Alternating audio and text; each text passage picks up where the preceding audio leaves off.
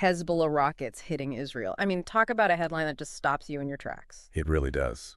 And, we're seeing those updates flying across the news, but here on the deep dive, we're going to do what we do best, and that's give you some clarity. That's right. Try to make sense of it all, and we've got a couple of firsthand accounts, I think, that'll really help us kind of put all the pieces together on this one. Yeah, and, it's important to remember that this isn't just a one-off event, right? This is a region with a long and complex history. Oh, absolutely. And even something that seems like a relatively minor incident can have these ripple effects that you just don't see coming. Yeah. So let's get into what we know so far. Okay. Hezbollah is claiming responsibility for the rockets fired at both central and northern Israel, and we're talking places like Ramat Tehran and Hekaria. Right.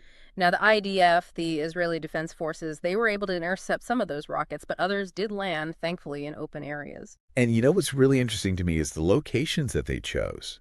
Because those are right near some pretty sensitive spots, like the Gilo Intelligence Center, which is a big hub for intelligence gathering. Oh, wow. And the MOS headquarters, Right. The main headquarters for the IDF. So to me, this suggests that Hezbollah is trying to send a message. Right. They're showing that they have the capability to strike at the heart of Israel's defense. What I really found striking was this account from a reporter on the ground. Oh, yeah. She's talking about how she's using a siren app. A siren app. A siren app, yeah. Yeah.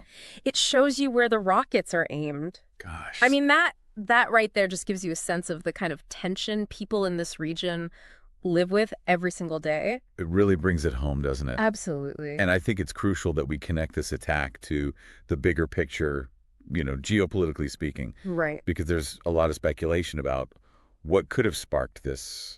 Could it be retaliation for something that happened recently? A show of force, maybe in response to some perceived threat? Or even a deliberate move to disrupt some ongoing negotiations. The news report I was reading mentioned that they're continuously tracking the situation. Right. So, it makes me think that this could be just one piece of a much larger puzzle. It's almost like, at the beginning of a movie, you don't know where the plot's going to go. Exactly. And speaking of cliffhangers, the reporter's call got cut off before she could say more. Oh, wow. So we're left kind of wondering, what other details she might have had. Yeah. What other perspectives, she was going to share. That's really frustrating. It really is. So, given everything we've talked about and the possible motives behind this attack, Yeah. what do you think? What are the chances of this escalating further? Hmm. And what might that look like? Could this be the start of a bigger campaign by Hezbollah? Or could it trigger retaliation from Israel? I mean, Lots to think about. so many questions. Definitely a lot to think about. And that's really what we're all about here on the Deep Dive, right? Absolutely. Helping you make sense of these really complex events and connect the dots in a way that, you might not get from just reading the headlines. That's it. There's always more to the story, and we'll be keeping a close eye on this one as it develops. For sure. Thanks for listening. Thanks, everyone.